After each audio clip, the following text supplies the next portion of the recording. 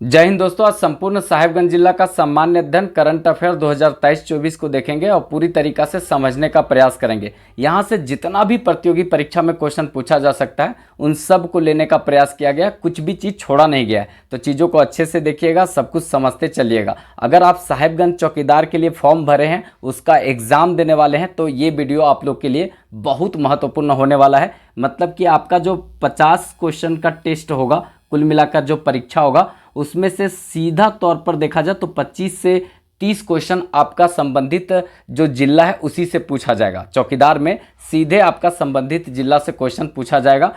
25 से 30 क्वेश्चन पूछा जाएगा। 5 क्वेश्चन जो स्थानीय भाषा आप चयन किए होंगे उससे पूछा जाएगा और 20 क्वेश्चन लगभग जो होता है वो पूरा झारखंड से पूछा जाएगा। सामान्य जानकारी होना चाहिए। खास करके आपका जो साहिबगंज है वो संथाल परगना के क्षेत्र में पड़ता है, तो संथाल परगना से अच्छा क्वेश्चन पूछा जाएगा। ठीक है, तो संथाल परगना में 6 जिले जो हैं उनको पूरी तरीका से अच्छा से पढ़ लेने की ज़रूरत है।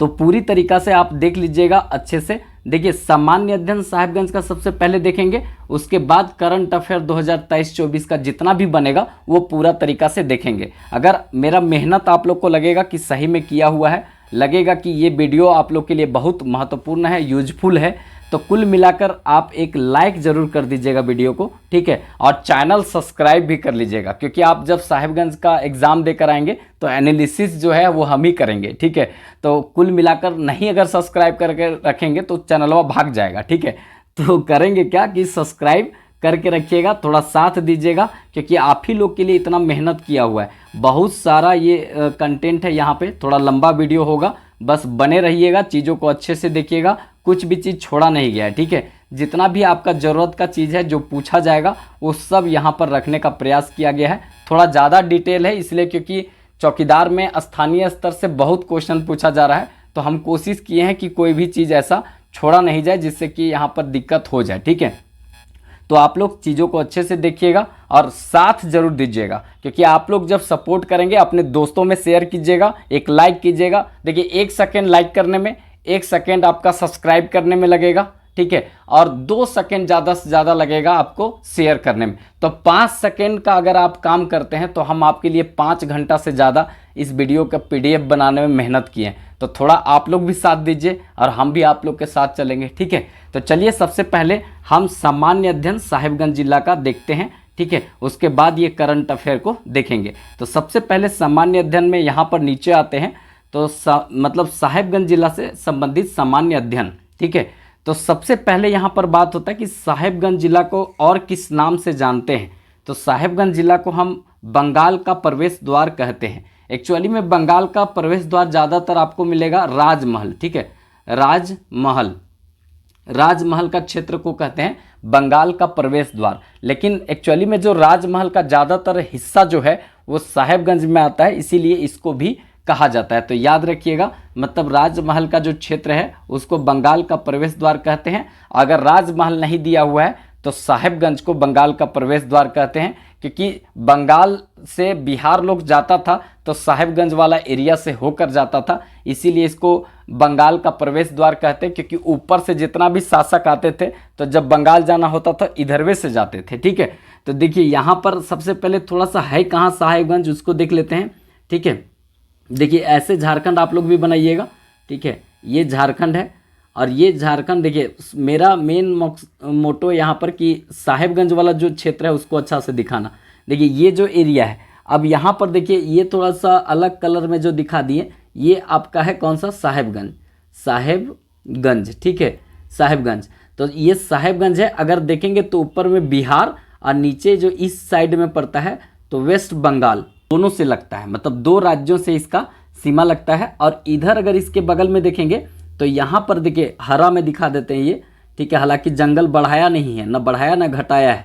ये है आपका गोड्डा, और ये जो एरिया देख रहे हैं ना, ये नीचे वाला एरिया, ये है पाकुड़। ठीक है, तो गोड्डा और पाकुड़ राज्य का सीमा लगता है, मतलब जिलों में देखेंगे तो गोड्डा और पाकुड़ सीमा लगाता है, और राज्य में देखेंगे तो वेस्ट बंगाल और आपका बिहार का सीमा लगता है साहिबगंज से। तो ये आपका साहिबगंज हो गया। अगर पूरा संथाल परगना में देखेंगे तो जिला कितना है पूरा संथाल परगना में, तो 6 जिले हैं। अगर आप संथाल परगना का एक कम से कम दुमका बढ़िया से पढ़ लीजिएगा, वैसे पूरा संथाल परगना से पढ़िएगा तो बहुत अच्छा रहेगा, लेकिन दुमका पढ़ लीजिएगा क्योंकि आपका कमिश्नरी एरिया है, तो हम दुमका बहुत अच्छा से बताएं, उसका कमिश्नरी क्षेत्र के बारे में पूरा बताए हैं। तो दुमका 20 मिनट कम से कम शुरू का जरूर पढ़ लीजिएगा, ठीक है, क्योंकि वो आप लोग के लिए बहुत महत्वपूर्ण होगा।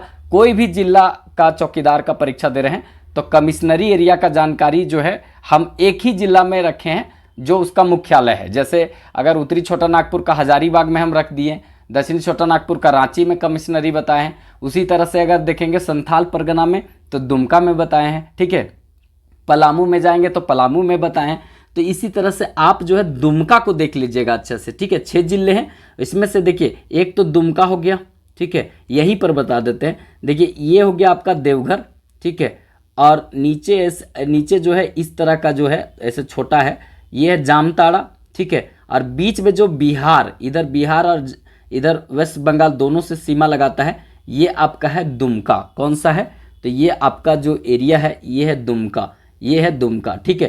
तो ये आपका कमिश्नरी एरिया है। तो 6 जिले हैं, याद रखिएगा, सबसे बड़ा दुमका ही जिला है संथाल परगना का। तो इसको ध्यान में रखिएगा, कहाँ स्थिति है, कहाँ अवस्थिति है, वो हम आपको पूरी तरीक़ा से बता दिए, ठीक है। यहाँ तक तो समझ में आ गया होगा। अब हम चलते हैं पूरा विस्तार से, ये यहाँ तक देख लिए, यहाँ तक किसी तरह का दिक्कत नहीं होना चाहिए। स्थापना कब हुआ था? तो देखिए स्थापना इसका कब हुआ है, तो 17 मई, ठीक है, 17 मई 1983 ईस्वी को, 17 मई 1983 ईस्वी को इसका स्थापना हुआ है। याद रखेंगे, इसका साहेबगंज का भी स्थापना हुआ है संथाल परगना में। इसी तरह से गोड्डा का भी हुआ है, ठीक है, और देवघर का भी हुआ है। देवघर, ये तीनों ऐसे ज़िले हैं जो 1983 ईस्वी में बने हैं, संथाल परगना के तीनों ज़िले हैं। तो आपसे कभी पूछ सकता है कि निम्न में से कौन सा ऐसा जिला है जो साहेबगंज के साथ बना था?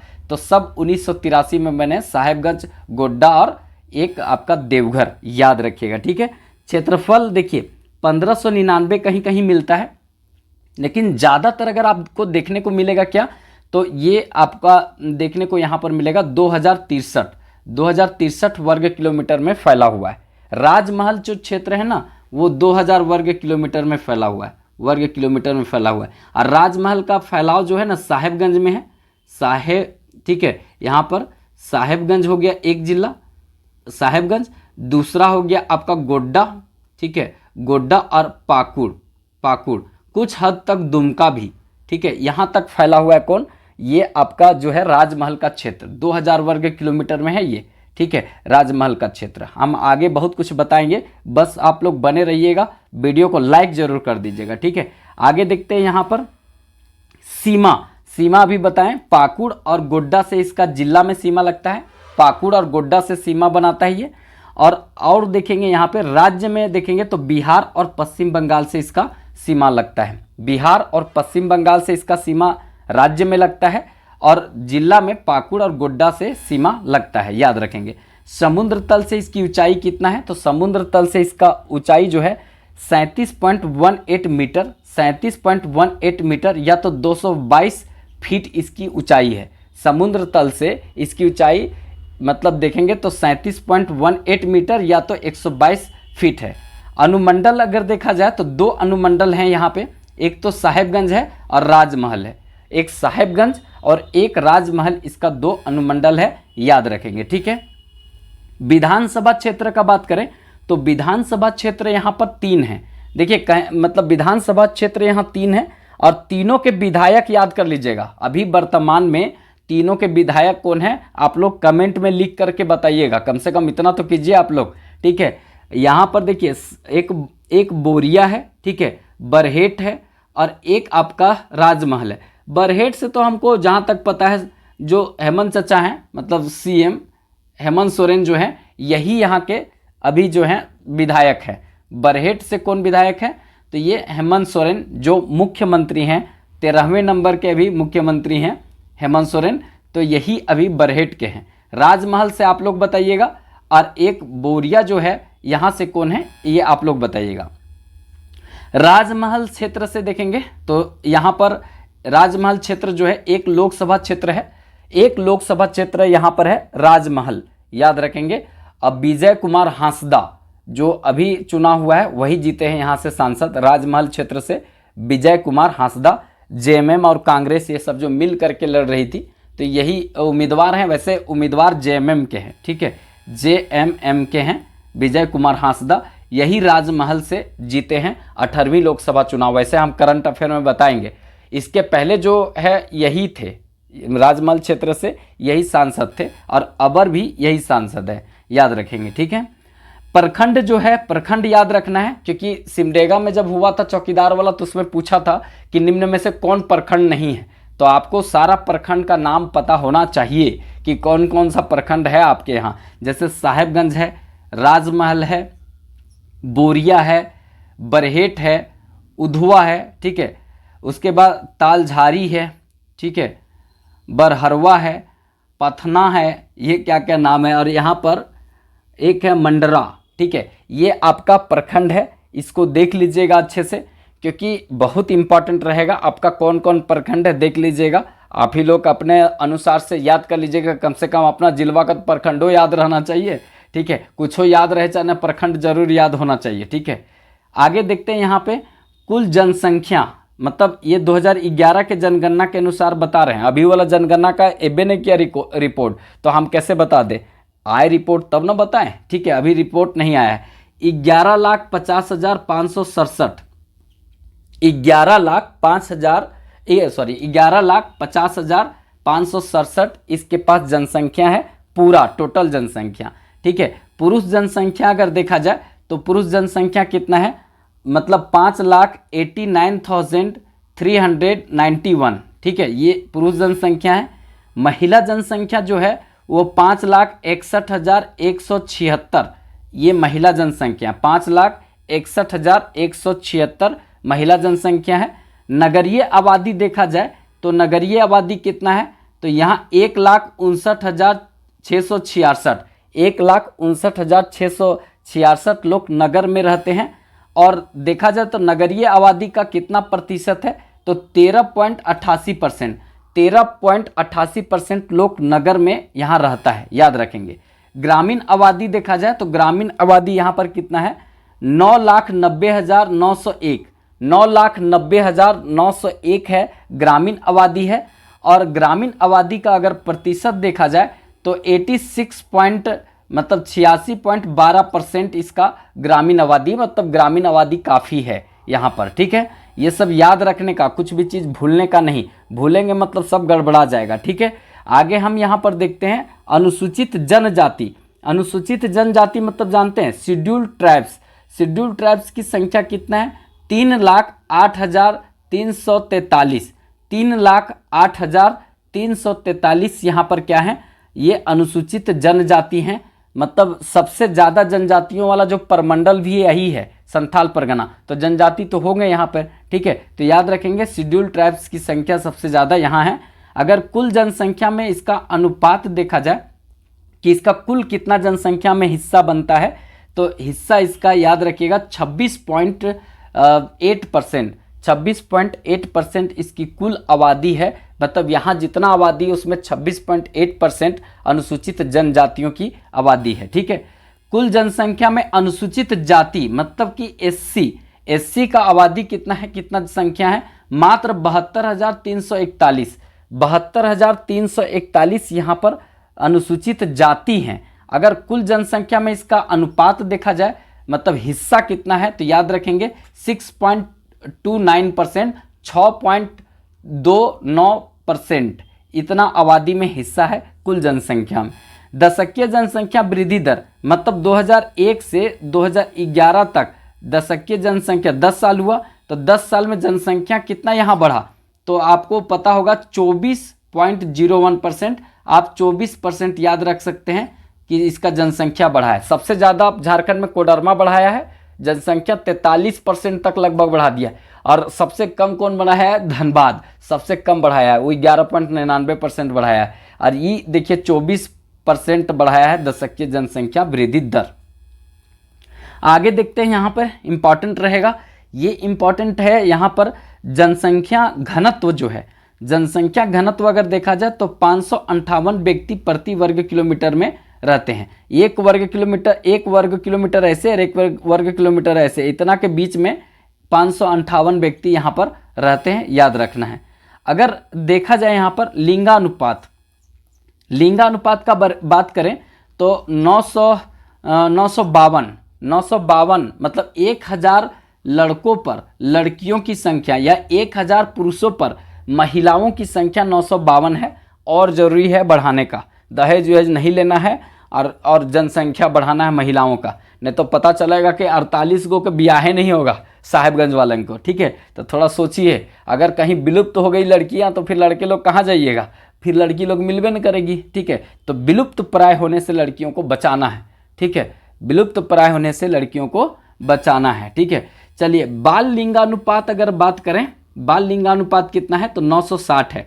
मतलब 1000 लड़के जो बच्चे हैं उसमें से लड़की बच्चियों की संख्या 960 है, याद रखेंगे। ठीक है, साक्षरता दर कितना है साहेबगंज का साक्षरता दर, तो ये 52.04%, आप 52% याद कर सकते हैं। 52% इसका साक्षरता दर है। सबसे कम साक्षरता दर में दूसरा स्थान है, पहला स्थान पर पाकुड़।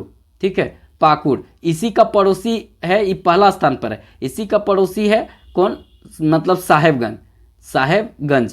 ठीक है, तो यहाँ कम पड़ता है, मतलब होता है ना कि एक जैसा पड़ोसी जैसा है वैसा ही रहेंगे। ठीक है, तो वही है, पाकुड़ जो है 1 नंबर में सबसे कम साक्षरता दर है, दूसरा नंबर में आपका जो है साहेबगंज, और साहेबगंज का फिर पड़ोसी है गोड्डा, वो तीसरे नंबर पर सबसे कम साक्षरता दर वाला जिला है। तो इस तरह से याद रखिएगा। ठीक है, देखिए पुरुष साक्षरता दर का बात करें, पुरुष साक्षरता दर का बात करें तो कितना है तो 60.34%, 60.34% पुरुष साक्षरता दर है। महिला साक्षरता दर का बात करें तो महिला साक्षरता दर कितना है तो 43.31%, 43.31% महिला साक्षरता दर है। वाहन निबंधन संख्या कितना है JH18, वाहन निबंधन संख्या मतलब होता है कि आप जो गाड़ी लिए हैं उसका नंबर रहता है पीछे में, JH का मतलब डिनोट करता है, दिखाता है राज्य को, ये राज्य को दिखाता है, और 18 कोड होता है किसका, जिला का। तो ये 18 कोड लिखा हुआ है गाड़ी में, समझ लीजिए ये गोड्डा का है, कहाँ का है, साहेबगंज का है। ठीक है, और अगर इसी तरह से JH1 लिखा रहेगा तो समझिए रांची का है, JH2 लिखा हुआ है तो मतलब हजारीबाग का है, JH अगर 10 लिखा हुआ है तो धनबाद का है, JH13 लिखा हुआ है तो चतरा का है, JH19 लिखा हुआ है तो आपका लातेहार का है। तो इस तरह से कोड होता है, जिला का ये कोड होता है। JH डिनोट करता है राज्य को, और 18, 19, 1, 2, 4 जो लिखा हुआ है वो जिला को डिनोट करता है। तो आपसे ये भी क्वेश्चन पूछा जा सकता है। पुलिसवन इसी से पकड़ता है किसी का नंबर, याद रखिएगा। ठीक है, वो सब देखेगा JH18 कहाँ पर है, साहेबगंज में, इतने याद रखेगा। JH2 वाले ने अगर चल गया तो कहेगा अरे हजारीबाग वाला लोग कितना दूर आ गया, साहेबगंज लपेट। तो उसके बाद बोलेगा दिखाओ आधार कार्ड, तो आधार कार्ड है तो दिखाएगा, बोलेगा अब डिलीवरी लाइसेंस दिखाओ, तो वो दिखा दिया, बोलेगा अरे अब कैसे ले, बोलेगा लाइसेंस दिखाओ, तो लाइसेंस भी दिखा दिया। फिर उसके बाद और कुछ, बेल्ट नहीं लगाया है, जूता में पॉलिश नहीं है, ठीक है, गड़िया धोवल नहीं है, फिर ला फाइन 500-1000 रुपया 1200 रुपया, ऐसे होता है। वैसे ऐसा नहीं होता है, लेकिन कुल मिला के ऐसे बोले। ठीक है, याद रखिएगा। तो ये समझ में आ गया। आगे देखेंगे प्रमुख नदी में, ये गंगा नदी, मतलब गंगा नदी जो है 5 राज्यों से होकर के गुजरती है। उसमें से सबसे ज़्यादा गंगा नदी उत्तर प्रदेश में गुजरती है सबसे ज़्यादा, और सबसे कम जो है झारखंड में। झारखंड में सबसे कम गंगा नदी का प्रवाह क्षेत्र है, कहीं कहीं 3 किलोमीटर और कहीं कहीं जो है लिखा रहता है 80 किलोमीटर गंगा नदी साहेबगंज से होकर गुजरती है। आप ही लोग बताइएगा जो यहाँ रहते हैं कि किलोमीटर जाती है। एक बार गाड़ी लीजिए और किन्नरवा में गाड़ियाँ चलाइए, देखिए कितना किलोमीटर हुआ। ठीक है, गुमानी नदी साहेबगंज से निकलती है। साहेब लोग जो होता है ना बड़ी गुमान करता है, गुमानी नदी साहेबगंज से निकलती है, गुमानी नदी साहेबगंज से। बासलोई नदी बास पहाड़ी गोड्डा से निकलती है लेकिन साहेबगंज में भी घुसती है। बास पहाड़ी गोड्डा से निकलती है लेकिन साहेबगंज में घुसती है, याद रखिएगा। ठीक है, पर्यटन स्थल, देखने योग्य स्थल देख लेते हैं। यहां से भी इंपॉर्टेंट क्वेश्चन पूछा जाता है। पर्यटन स्थल, देखने योग्य स्थल में सबसे पहले तेलियागढ़ का किला, तेलियागढ़ का किला यहाँ देखने लायक है। साहेबगंज में तेलियागढ़ का किला, इसको भी बंगाल का प्रवेश द्वार कहा जाता है। राजमहल को भी बंगाल का प्रवेश द्वार कहा जाता है, तेलियागढ़ को भी बंगाल का प्रवेश द्वार कहा जाता है, साहेबगंज को भी बंगाल का प्रवेश द्वार कहा जाता है। ठीक है, याद रखना है। भोगनाडीह, भोगनाडीह के बारे में बताएंगे कि जब यहाँ पर एक विद्रोह हुआ था, आप लोग संथाल विद्रोह बहुत अच्छे से पढ़ लीजिएगा, क्योंकि संथाल विद्रोह जो है ना वो आप लोग के लिए बहुत इंपॉर्टेंट होने वाला है। देखिए संथाल विद्रोह जो होता है ना, उसमें अगर पूरी तरीका से देखेंगे तो यहाँ पर हुआ था कब, 1855-56 ईस्वी में। 1855-56 ईस्वी में संथाल विद्रोह जो हुआ था, उसमें भोगनाडीह जो है बहुत फेमस स्थल है। यहाँ पर ये विद्रोह में देखा जाए तो संथाल परगना के क्षेत्र में यहाँ पर एक प्रकार से भगनाडीह में फांसी की सजा दिया गया था। सिंधु कान्हू, चांद भैरव, फूलो झानो यहीं से संबंधित थे, याद रखेंगे। बरहेट जो है वहाँ पर चांद भैरव शहीद हो गए थे। सिंधु कान्हू को जो है भगनाडीह में आकर के फांसी की सजा दिया गया था, बहुत गलत तरीका से एकदम घसीटते ला करके फांसी की सजा दिया गया था। और 1855-56 ईस्वी में एकदम खूनी क्रांति टाइप का इसको संज्ञा दिया गया था, क्योंकि बहुत सारे संथालियों का जो एकदम लहू लुहान किया गया था यहाँ पर। तो ये जो है ना एक बहुत बड़ा दुर्भाग्य था, अंग्रेजों ने पूरी तरीका से संथालियों को खदेड़ने का काम यहाँ पर किया था।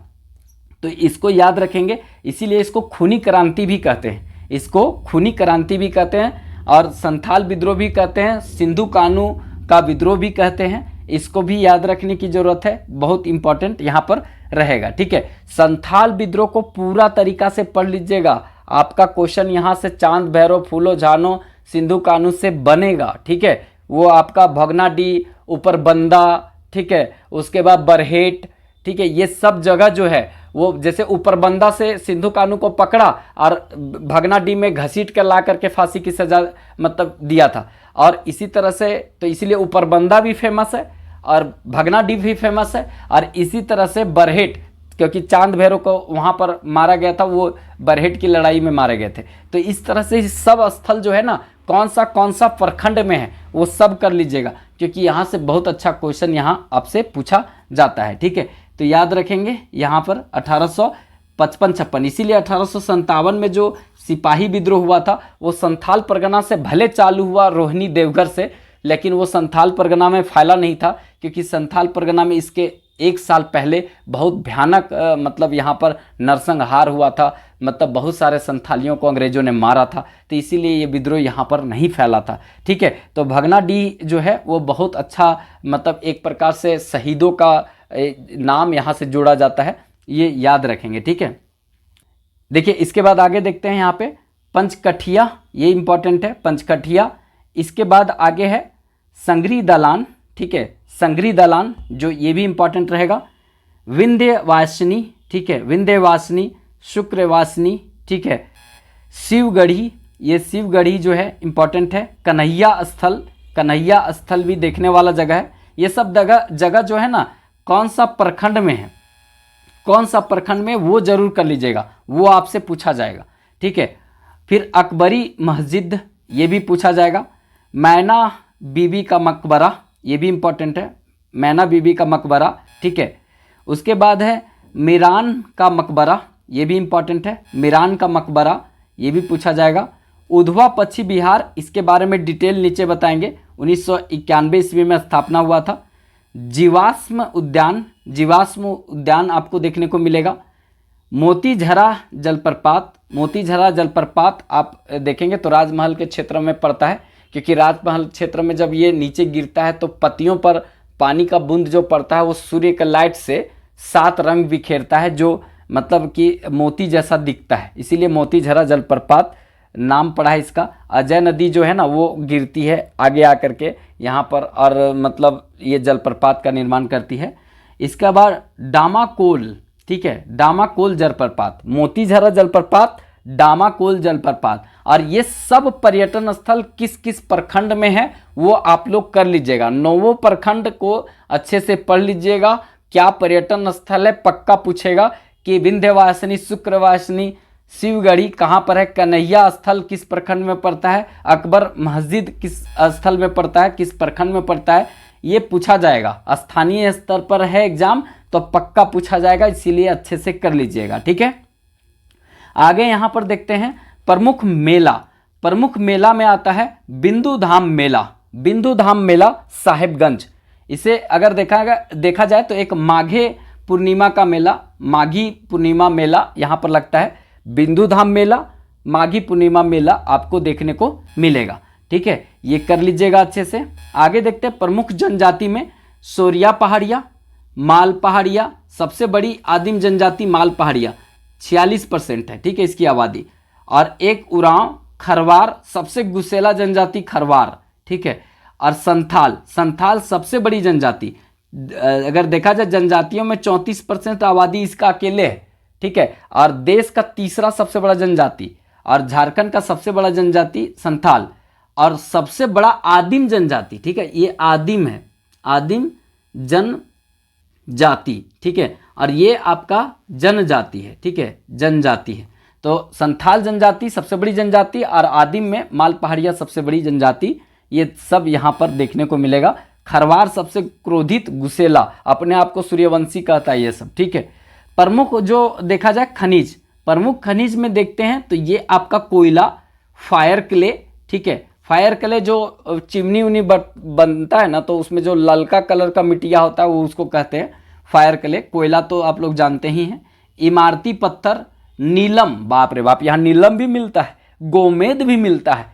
नीलम और गोमेद ये सब अंगूठी में लगा करके कि फलनवा के बिबिया हमरा नज़र लगा दी है, ओकर बेटवा हमर नज़र लगा दिया है, ओकर बेटवा को वो खा गया है, ऐसे जो करती है ना वो सब वही सब नीलम उलम पहनता है। और वही सब जो है गोमेद उमेद पत्थर उत्तर पहनता कि केकरो नज़र उजर ना लग जाए, कोई हमर नौकरी उकरी में, कोई हमर जो है बिजनेस उजनेस में कोई डाका ना डाल दे, तो ओकरा लिए पहनता है, ठीक है। ये पत्थर होता है कुल मिला के ये सब, ठीक है। बेंटोनाइट, बेंटोनाइट क्या होता है, इसको कहते हैं मुल्तानी मिट्टी, ठीक है, मुल्तानी मिट्टी, ठीक है।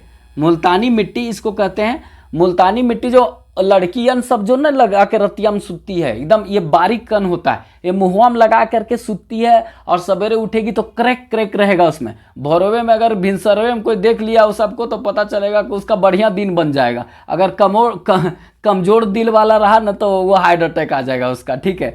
वो बचपन जो साथे सुतल रहेगा वो पता चलेगा कि गलती से देख लिया तो उसको दिक्कत हो जाएगा। तो वही क्रैक क्रैक जो हो जाता है ना, मुल्तानी मिट्टी, उसी को कहते हैं। जो सब महिला लोग चपोत करके एकदम पुटी उटी प्लास्टर करके चेहरवा में सोती है, और सवेरे एकदम क्रैक क्रैक रहेगा, फिर उसके बाद धोएगी, एकदम पूरा लहराएगी फिर बाद में। तो वही है बेंटोनाइट, उसी को कहते हैं। सबसे ज़्यादा साहेबगंज में मिलता है, और ये क्वेश्चन पूछा जाता है, ठीक है। ये हम 4-5 बार देखे हैं, ये क्वेश्चन बेंटोनाइट वाला पूछा गया है, ठीक है। उसके बाद यहाँ पर है मतलब क्वार्टजाइट, क्वार्टजाइट भी यहाँ पर मिलता है, ठीक है। बेंटोनाइट याद रखेंगे, मुल्तानी मिट्टी साहेबगंज में मिलता है, ठीक है। महिला लोग को जरूरत है, ले आइएगा, सब यहीं से सस्ता मिल जाएगा, ठीक है। अब प्रमुख खनिज में देखेंगे तो प्रमुख खनिज में आता है यहाँ पे मेंटल प्रेस वर्क्स, ये एक है। और टीन कैन विनिर्माण कंपनी, टीन कैन विनिर्माण कंपनी और मेंटल प्रेस वर्क्स यहाँ पर है, याद रखेंगे। देखिए साहेबगंज जो राजमहल का क्षेत्र है, यहाँ पर काली मिट्टी पाई जाती है। काली मिट्टी राजमहल साहेबगंज के क्षेत्र में पाई जाती है। और इसके अलावा गंगा नदी जो है ना, गंगा नदी, उसके किनारे में जलोढ़ मिट्टी भी पाई जाती है। खादर और बांगर दो तरह की जलोढ़ मिट्टी होती है। खादर जो होती है नवीन जलोढ़ मिट्टी होती है, जो गंगा नदी जैसे आसपास में एरिया में पसारती है, जैसे कि उफान पर रहती है तो दोनों तरफ मिट्टी पाट देती है, तो मिट्टिया पाटती है ना, तो वो वाला फिर देखते हैं, फिर मुख्य धारा में आ जाएगी तो मिट्टिया उपजाऊ होता है, उसको कहते हैं खादर। और जो पाट दी आज से 50 साल पहले, और वहाँ तक आप चढ़िए ना पाती है, उसका जो पानी है चढ़िए नहीं पाता है, तो वो हो जाता है बांगर। तो खादर बांगर जलोढ़ मिट्टी का प्रकार है, और ये आपको गंगा नदी के क्षेत्र में यहाँ जलोढ़ मिट्टी देखने को मिलेगा, ठीक है। यहाँ तक थोड़ा ध्यान में रखना जरूरी है। काली मिट्टी बेसाल्ट चट्टानों के टूटने फूटने से राजमहल के क्षेत्र में बना है, ठीक है। आगे यहाँ पर आते हैं, साहेबगंज जो है एकमात्र झारखंड का जिला है जिसमें हो करके गंगा नदी गुजरती है। हम आपको बताएं, गंगा नदी उत्तराखंड में सबसे पहले बहती है, फिर उत्तर प्रदेश में, फिर बिहार में, फिर उसके बाद थोड़ा सा यहाँ झारखंड में, और उसके बाद पश्चिम बंगाल में प्रवेश करती है, वेस्ट बंगाल में प्रवेश करती है। उत्तराखंड में सबसे पहले गंगा नदी भागीरथी और अलकनंदा नदी देवप्रयाग में मिलती है, उसको गंगा कहते हैं। अब वही नदी आगे उत्तर प्रदेश में सबसे ज़्यादा बहती है, ठीक है। उत्तर प्रदेश में लंबाई सबसे ज़्यादा है और गंगा नदी पर बसा सबसे बड़ा शहर कानपुर है, ठीक है। अब गंगा नदी उत्तर प्रदेश में सबसे लंबा प्रवाहित होती है और उसके बाद जो है वो झारखंड में सबसे कम प्रवाहित होती है। कहीं कहीं 3 किलोमीटर लिखा मिलता है हमको और कहीं कहीं 80 किलोमीटर। अब ससुरा जाए तब ना एक बार वहाँ पर, तभी ना हमको पता चलेगा कि गंगा नदी आखिर जाती कितना किलोमीटर, वहाँ जाकर देखे पड़ेगा। नहीं तो साहिबगंज वाले देख कर बताइएगा कितना किलोमीटर बहती है, 3 किलोमीटर की 80 किलोमीटर, तो बड़ी अंतर है। लेकिन सब किताबा में ऐसे ही लिखा हुआ है, तो हम क्या करें, अब हमरा जाए पड़ेगा, नाव लेकर के नदिया में जाएंगे और देख लेंगे कि यहाँ से साहिबगंज चालू हुआ है और कहाँ तक है, तब फिर उसके बाद हम कहें इतना किलोमीटर है, ठीक है। लेकिन आप लोग बता दीजिएगा तो और बड़ी बात है।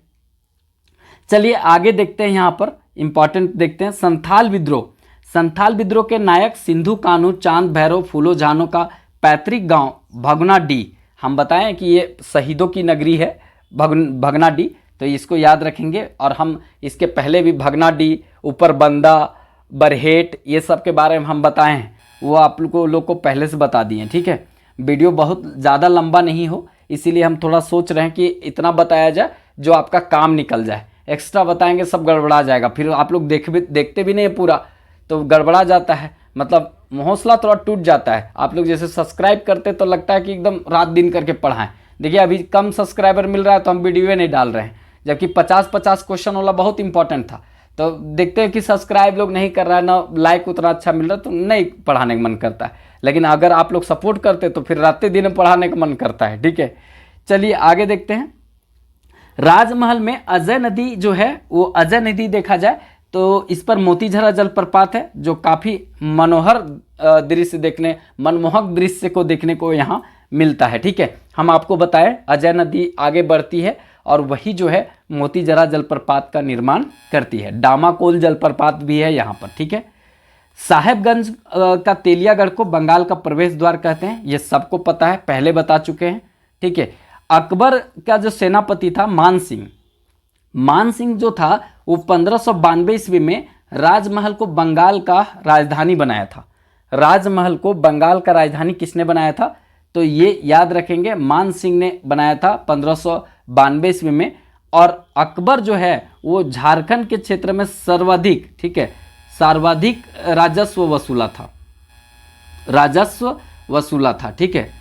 राजस्व, अनपढ़ व्यक्ति था ये और सबसे ज़्यादा राजस्व वसूला था ये झारखंड के भी क्षेत्र में, ठीक है। राजमहल को राजधानी इसी समय में 1592 में बनाया गया था, ठीक है। याद रखेंगे बंगाल का राजधानी हुआ करता था राजमहल, कितना बड़ी बात है। यहाँ पे वैनसांग भी आएगा, देखिए नीचे आ ही गया। चीनी यात्री वैनसांग जो है वो संथाल परगना के क्षेत्र में राजमहल के क्षेत्र में पहुँचा और इसमें यहाँ पर इसको बोला था किलो ना सूफा लाना, ठीक है, किलो ना सूफा लाना। हुआ क्या था ना कि यहाँ पर हर्षवर्धन जो था ना ये आया और हर्षवर्धन जो पूछा कि कैसन लगता है राजमहल का क्षेत्र, तो ये चीनी यात्री था। अब चीनियन बोलता है चांग चुंग चुंग चांग चांग चुंग चुंग, तो हमको क्या समझ में आएगा वो चांग चुंग क्या बोलता है। सो हम यही ना समझेंगे, अगर आपको चाइनीज नहीं आता है तो हम आपको बोल देंगे कि ये चीज़ इसका मतलब हुआ, लेकिन आपको आता है तो फिर हम फंस जाएंगे ना। तो यहाँ पर यही बात है। तो ये जो मतलब इसको जब हर्षवर्धन पूछा कि कैसा लगा राजमहल का क्षेत्र, तो बोला मतलब यहाँ पर किचिंग कायला, ठीक है। किचिंग, देखिए किचिंग कायला राजमहल क्षेत्र को बोला, मतलब इसका मतलब हो सकता हुआ होगा बहुत सुंदर बहुत सुंदर बहुत सुंदर। हम अब जाने तब ना इसका मतलब क्या हुआ, किचिंग कायला, ठीक है। तो ये चीज़ होता है, तो कुछ भी बोलता है चांग चुंग चिंग चिंग चांग चोंग चांग, तो ये चीज़ होगा। यहाँ का लड़की से भी प्यार करेंगे तो वो आई लव यू बोल रही है तो पता नहीं चलेगा कि क्या बोल रही है, पता चलेगा कि चाइनीज डिक्शनरी लेकर के खोजने चल रहा है कि वो क्या बोली, ठीक है। देखिए यहाँ इंपॉर्टेंट समझ लीजिएगा कि राजमहल क्षेत्र को किचिंग कायला बोला था कौन, तो वेनसांग, CQ की पुस्तक में, ठीक है। लेकिन अगर आगे देखेंगे वेनसांग ही जो है वो झारखंड को किलो ना सूफा लाना बोला था, पूरा झारखंड को किलो ना सूफा लाना बोला था, कर्ण स्वर्ण कहा था पूरा झारखंड को, ठीक है, ये याद रखेंगे।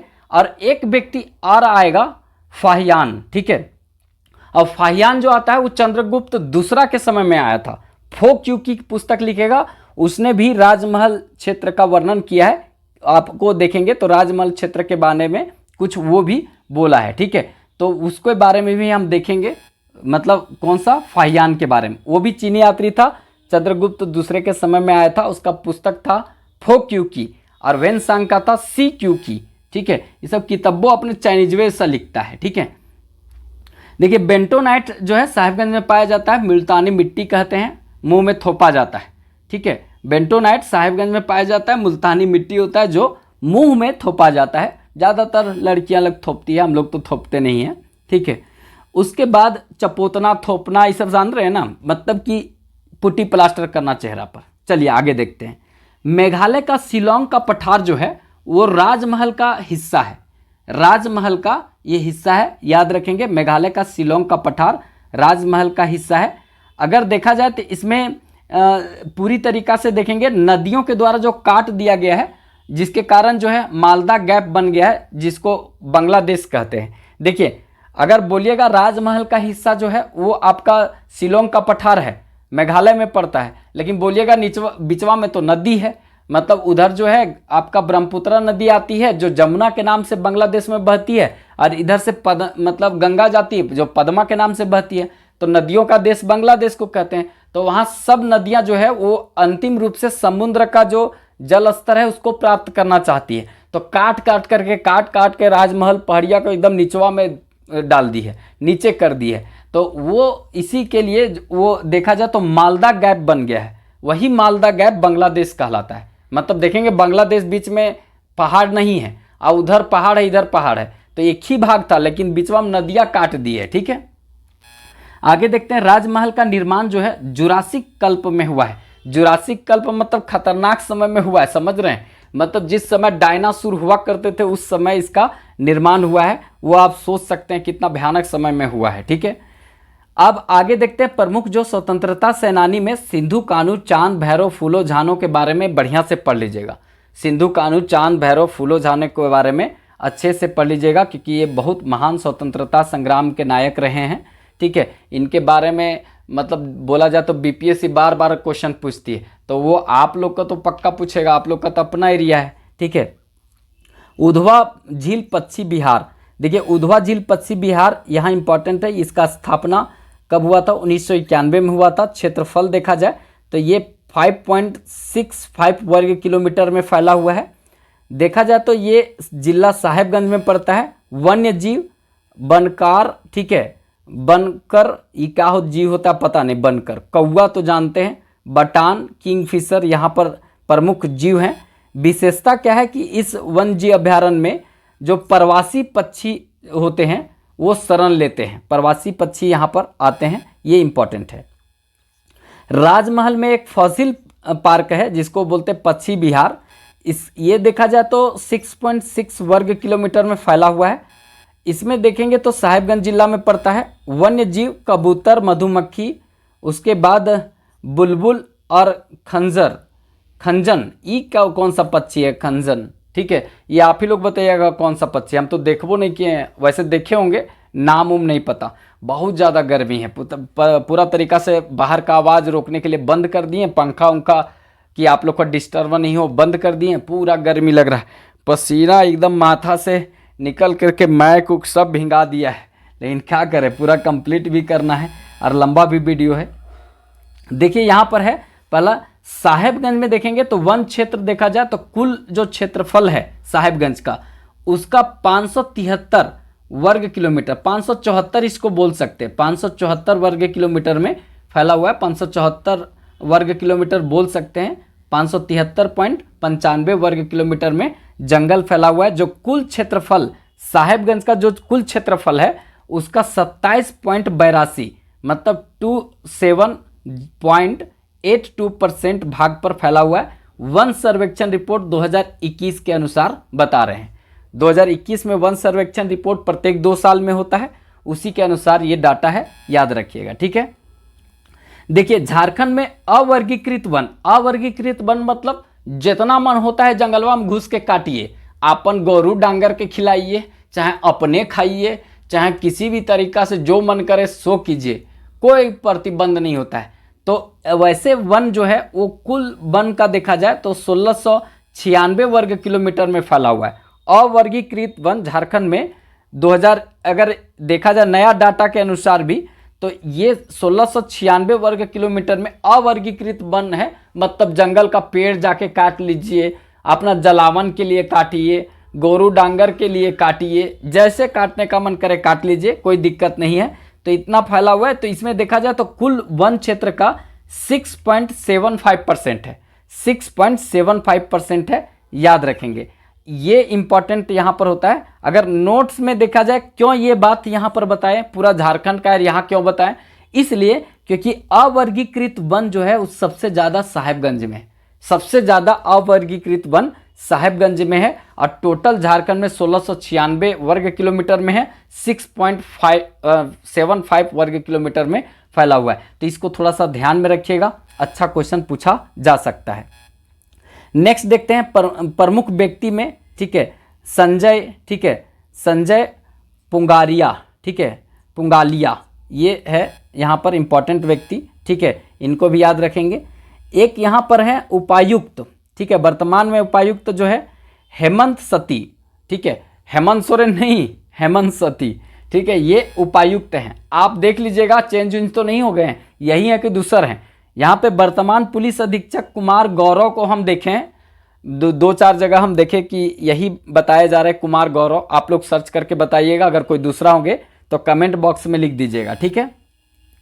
कुल ग्राम पंचायत कितना है? कुल ग्राम पंचायत जो है यहाँ पर साहेबगंज में कितना है? 166 कुल ग्राम पंचायत है। कुल गांवों की संख्या जो है वो 1349। देखिए आप लोग वहाँ के हैं तो आप लोग एक एक गिन भी लेते होंगे। हम डाटा जो उपलब्ध होता है ऑथेंटिक डाटा, चाहे विकिपीडिया में हो चाहे कुछ ऑथेंटिक बुक में हो, तो उसी के आधार को मान करके 2011 का सेंसस के अकॉर्डिंग हो, ये हम डाटा इसी सब से कलेक्ट करते हैं। तो आप लोग कुछ लोग बोलते सर ये वाला ऐसे बता दिए वैसे, अरे भाई अपने से सर्च कर लीजिए, या तो फिर आप ही लोग हमको बता दीजिएगा कमेंट बॉक्स में कि क्या है। जो डाटा हमको मिलेगा वही हम बताएंगे, ठीक है। कुल गांव कितना है? 1349 गांव है। देखिए कुल थाना जो है वो यहाँ पर लगा दिए क्वेश्चन मार्क्स। आप लोग बताइएगा कि साहेबगंज में थानों की कुल संख्या कितना है, क्योंकि आप चौकीदार बनेंगे तो थाना पता होना चाहिए, नहीं तो पता चलेगा किसान है और हल्ले बैल के बारे में ना पता है, तो यही गड़बड़ हो जाएगा। तो उसी तरह से आपको जो है ना थाना उना के बारे में जानकारी होना चाहिए, तो ये याद रखिएगा। देखिए ये आप लोग के लिए हालांकि नहीं है, ऑफलाइन जो क्लास है वो हजारीबाग में है, ये आप लोग के लिए नहीं है, कहा बताएं इसमें ज़्यादा, ठीक है। इसमें आप लोग को कुछ बताने वाला चीज़ नहीं, बस आप लोग सपोर्ट कीजिए, साथ दीजिए चैनल को, ठीक है। हम पूरी तरीक़ा से जो टेलीग्राम है विकास सिंगल ऑफिशियल, देखिए यहाँ पर टेलीग्राम है विकास सिंगल ऑफिशियल, तो इससे ज्वाइन कर लीजिएगा। नीचे डिस्क्रिप्शन में लिंक है, वहाँ ज्वाइन कर लीजिएगा, क्योंकि यहाँ टेलीग्राम पर आपको टेस्ट भी दिया जाता है और सारा जो PDF है वो आपको यहीं देखने को मिलेगा। तो चलिए आप कुछ करंट अफेयर देख लेते हैं। ये सारा सामान्य अध्ययन हो गया। सामान्य अध्ययन के बाद अब जो करंट अफेयर यहाँ से बनता है इसको देख लेते हैं, क्योंकि करंट अफेयर भी बहुत इंपॉर्टेंट है साहिबगंज से। देखिए 18वां लोकसभा चुनाव हुआ 2024 में। राजमहल के क्षेत्र से विजय कुमार हांसदा सांसद चुने गए हैं। विजय कुमार हांसदा पहले भी सांसद थे राजमहल क्षेत्र से, अभी भी सांसद यही चुने गए हैं। देखिए गंगा महोत्सव का आयोजन जो है वो साहिबगंज में किया गया। गंगा महोत्सव का आयोजन साहिबगंज में किया गया है और दूसरा जगह किया भी नहीं जा सकता है, क्योंकि झारखंड का एकमात्र जिला है जहां से गंगा नदी होकर के गुजरती है, तो वही ना महोत्सव मनाया जाएगा, ठीक है। गंगा को ये सब साफ नहीं रखता है, तो भारत सरकार का जो जल मंत्रालय है उसने झारखंड सरकार पर 25 लाख रुपया का जुर्माना लगा दिया था। गंगा नदी तनिए सुन झारखंड में जाती है, उतना साफ नहीं किया था। तो मतलब जो पूरा तरीका से यहाँ पर नमानी गंगे और कोई प्रोजेक्ट है उसके तहत गंगा को साफ करने का होता है, नहीं किया था, तो 25 लाख का जुर्माना लगा दिया गया था, ठीक है, यहाँ झारखंड सरकार पर। देखिए आगे देखते हैं। देश का दूसरा मल्टी मॉडल टर्मिनल साहेबगंज में गंगा नदी पर बनाया गया है और पहला मल्टी मॉडल टर्मिनल जो है वाराणसी में बनाया गया। देखिए गंगा नदी जो है ना इधर बंगाल की खाड़ी से ऐसे घुसने का माध्यम है। सब जहाज जो है बंगाल की खाड़ी में घुसती है, उसके बाद गंगा नदी के थ्रू ये पूरा आगे जो है बनारस से आर पार कर जाती है। तो इससे क्या होता है ना कि जहाजियन को बिचवा में किसी तरह का स्टॉपेज की जरूरत होता है तो उसको मल्टी मॉडल टर्मिनल पर रोका जाता है। तो साहेबगंज जो जिला है ना, यहाँ पर इसको जहाज को रोकने के लिए मल्टी मॉडल टर्मिनल बनाया गया है। यहाँ पर जैसे नट पैंच कुछ ढीला हो गया, कुछ उसको मरम्मत करना है तो यहीं पर करेगा, और कुछ माल को अपलोड अनलोड करना है तो सब यहीं पर होगा। इससे क्या होता है ना, जहाँ मल्टी मॉडल टर्मिनल बनता है वहाँ के लोगों को रोजगार भी अच्छा खासा मिल जाता है। तो यहाँ पर जो है साहेबगंज के क्षेत्र में अच्छा खासा लोगों को रोजगार दिया है। ठीक है, तो इसको याद रखिएगा, अच्छा क्वेश्चन यहाँ पर पूछा जा सकता है। और देश का पहला मल्टी मॉडल टर्मिनल वाराणसी में और दूसरा बना है साहेबगंज में, तो रोजगार यहाँ बढ़ जाएगा। आगे देखते हैं टेराकोटा पेंटिंग। ठीक है, टेराकोटा एक प्रकार से मिट्टी को, जो मिट्टी से किया जाता है टेराकोटा पेंटिंग। ठीक है, और मिट्टी से ये किया जाता है। वो आर्टिस्ट हैं श्याम विश्वकर्मा। ठीक है, ये आर्टिस्ट हैं, काफ़ी प्रचलित हैं और ये साहेबगंज से आते हैं। ठीक है, इन्होंने क्या किया है कि विधानसभा जो भवन, अभी विधानसभा भवन नया बना है झारखंड में, मतलब कितना है 162 सीटेड है, मतलब 81 का सीधे बढ़ा दिया है 162। विधायक लोग अपन वैकेंसी डबल करने वाला है। ठीक है, याद रखिएगा, क्योंकि सीटवा बना दिया, इसका मतलब मांग भी रखेगा 162 सीट होना चाहिए झारखंड विधानसभा में। ये 81 से बढ़ाएगा पूरा। ठीक है, अपना सीट बढ़ा देगा एकदम पूरा तरीका से। आगे देखते हैं प्रोजेक्ट भवन। प्रोजेक्ट भवन की जो मूर्ति है यही बनाए हैं विश्वकर्मा जी। ठीक है, और उच्च न्यायालय जो झारखंड का सबसे बड़ा उच्च न्यायालय है, सबसे बड़ा झारखंड का पूरा भारत का सबसे बड़ा उच्च न्यायालय, सुप्रीम कोर्ट से भी 2.5 गुना बड़ा है, वो उच्च न्यायालय में मूर्ति जो है वो, और उसके बाद दिल्ली में झारखंड भवन का जो निर्माण किया गया है उसमें जो अलग पहचान देने का काम किए हैं वो यही किए हैं। देश विदेश में भी इनका जो है कलाकारी का काफ़ी मतलब देखा जाए तो पहचान देखने को मिलता है। काफ़ी जो है ये प्रसिद्ध व्यक्ति हैं, याद रखेंगे। टेराकोटा पेंटिंग आर्टिस्ट हैं श्याम विश्वकर्मा। ठीक है, ये याद रखेंगे, साहेबगंज जिला से संबंधित हैं। नेक्स्ट यहाँ पर है एमबी विलास। ठीक है, एमबी विलास जो है वो एक क्रूज था, जो विलास जो है वो झारखंड के क्षेत्र से होकर के गुजरेगा। ये वाराणसी से बांग्लादेश की यात्रा पर जाएगा, डिब्रूगढ़ तक पहुंचेगा, और दुनिया का सबसे लंबा जो है रिवर ब्रिज है ये। ठीक है, मतलब नदी क्रूज है, ब्रिज नहीं, नदी क्रूज है, रिवर क्रूज है एमबी विलास। ठीक है, ये लगभग जो है वो नदिया में, पनिया में, जैसे बहुत लोग वाराणसी से घूमना चालू करेगा, ओकरा में भर के बैठेगा और नदिया से होके चलेगा डिब्रूगढ़ असम तक जाएगा, और उसके बाद जो है ना पूरा तरीका से मतलब देखा जाए तो 3200 किलोमीटर की लंबी यात्रा करेगा, 50 दिन में ये पूरा करेगा। ठीक है, और देखा जाए तो भारत के 5 राज्यों से होकर के गुजरेगा। ठीक है, 5 राज्य, गंगा नदी 5 राज्य में देखा जाता है तो गंगा नदी जो है वो 5 राज्यों में फैली हुई है, अभी हम बताए थे। तो 5 राज्य से होकर के गुजरेगा, उसमें झारखंड का भी नाम आता है, उत्तर प्रदेश। ठीक है, पहला नंबर उत्तर प्रदेश, बिहार, झारखंड, फिर उसके बाद देखेंगे तो यहाँ पर साहेबगंज जो है झारखंड का क्षेत्र में प्रवेश करेगी, और यहाँ पर पश्चिम बंगाल, और एक है जो असम। तो इसका मतलब उत्तराखंड जहाँ निकलती है ना वहाँ नहीं जाएगी, क्योंकि ये चालू होगा वाराणसी से, यात्रा वाराणसी से चालू होगा। तो एक तो उत्तराखंड छूट गया, तो तब तक इधर असम बढ़ गया। ठीक है, असम बढ़ गया, क्योंकि डिब्रूगढ़ जाएगा तो असम भी जाएगा। ठीक है, तो याद रखेंगे यहाँ पर कि उत्तर प्रदेश से चालू होगा, मतलब उत्तराखंड छूट जाएगा यहाँ। तो उत्तराखंड छूटा तो इधर असम पकड़ लिया, तो इसीलिए 5 गो हो गया। ठीक है, 5 राज्यों से होकर के गुजरेगा, याद रखना है। राज्य में महिला और पुरुष का जो कुश्ती चैंपियनशिप जो हुआ उसमें देखा जाए तो साहेबगंज का ओवरऑल यहाँ पर देखा जाए तो चैंपियन रहा है।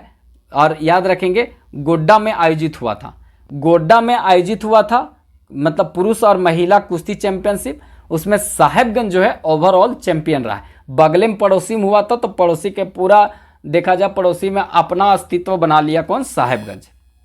देखिए वाटर बोट, ठीक है, वाटर बोट एम्बुलेंस का प्रारंभ जो है वो साहेबगंज से हुआ है। वाटर बोट जो है उसका मतलब झारखंड में ना आपका एयर एम्बुलेंस में मिलेगा। कैंसर उन्सर हो गया, बड़ा बीमारी हो गया तो एयर एम्बुलेंस से जाइए, ठीक है। और अगर आपका जो नॉर्मल बीमारी है तो उसके लिए ज़मीन पर चलने वाला 108 डायल कीजिए, ये बहुत अच्छा पहल है। 108 डायल कीजिए, 45 मिनट में गांव और 25 मिनट 30 मिनट में शहर में पहुंच जाती है गाड़ियाँ। मतलब 108 डायल कीजिएगा तो, ठीक है। तो ये जैसे पेट दर्द हो गया, माथा दर्द हो गया, खोपड़ी फूट गया, तो उसके लिए जो 108 डालना है वो ज़मीन पर चलने वाला होगा। ऐसा नहीं कि बीबी डांट दी तो थोड़ा सा माथा गर्म हो गया तो तुरंत एयर एम्बुलेंस बुला लिए, जाना है कांची ट्रांसप्लांट करना तो खोपड़ी ट्रांसप्लांट नहीं होता है, ठीक है, याद रखिएगा। तो वो चीज़ होता है, थोड़ा सा मतलब कुछ भी हाथ पैर टूट फूट गया, मचक गया तो तुरंत एयर एम्बुलेंस बुला लिए, नहीं। वो जब किडनी हार्ट अटैक, किडनी इस तरह का प्रॉब्लम होता है, बड़ा ट्रांसप्लांट की ज़रूरत पड़ता है, तो वो मिलता है एयर एम्बुलेंस। और एक होता है जल वाला, तो जल वाला झारखंड में साहिबगंज में चलेगा, ये नहीं थोड़ी चलेगा उत्तरी कोयल नदिया में और दक्षिणी कोयल नदिया में और स्वर्ण रेखा में। एकरा में एयर मतलब आपका जल एम्बुलेंस चलाएंगे तो थोड़ी देर के बाद जलप्रपात में उतर जाएगा, ठीक है, पता चलेगा पेशेंट तो जो था ना वो पूरा परिवार पेशेंट हो गया वहाँ पे, ठीक है। तो दिक्कत है, तो एयर एम्बुलेंस साहिबगंज में चलेगा, इधर थोड़ी चलेगा कहीं। आगे देखते हैं यहाँ पे साहिबगंज में जो है फॉसिल पार्क का जो है यहाँ पे फॉसिल पार्क का चयन जो है विरासत स्थल के रूप में किया गया, इंपॉर्टेंट है। झारखंड का जो देखेंगे साहिबगंज में जो फॉसिल पार्क है, पक्षी जो उद्यान है यहाँ पर, उसको जो है विरासत स्थल के रूप में चयन किया गया है, याद रखेंगे। 2017 ईस्वी में यहाँ देखेंगे तो 2017 ईस्वी में यहाँ पर कुल मतलब 2266 करोड़, ठीक है, 2266 करोड़ होता है। इतने के लागत से गंगा नदी पर एक है मनिहारी पुल का निर्माण किया गया है। मतलब आपसे क्वेश्चन पूछेगा मनिहारी पुल का निर्माण कहाँ किया गया, तो साहिबगंज में किया गया। आप लोग बताइएगा मनिहारी पुल जो है वो किसको जोड़ेगी, ठीक है, किसको मनिहारी पुल जोड़ेगी, आप लोग बताइएगा, ठीक है। नेक्स्ट देखेंगे और कौन सा जिला में पड़ता है वो भी बताइएगा। मतलब वैसे जिला तो साहिबगंज है, आप लोग बताइएगा कौन सा प्रखंड में है, ठीक है। वन डिस्ट्रिक्ट वन प्रोडक्ट के अंतर्गत साहिबगंज का जूट उत्पादन को शामिल किया गया है। मतलब एक जिला में एक उत्पाद को अलग और विशेष पहचान बनाने की बात चल रही है, यहाँ पर की गई है। तो उसमें हर जिला का एक उत्पाद को अलग पहचान दिया जाएगा, उसमें साहिबगंज का जूट का पहचान अलग से दिया जाएगा, एक अलग इसका इंपॉर्टेंट होगा, याद रखिएगा, ठीक है। तो इस तरह से जितना भी इंपॉर्टेंट करंट अफेयर हो सकता था वो सब हम बताने का प्रयास किए।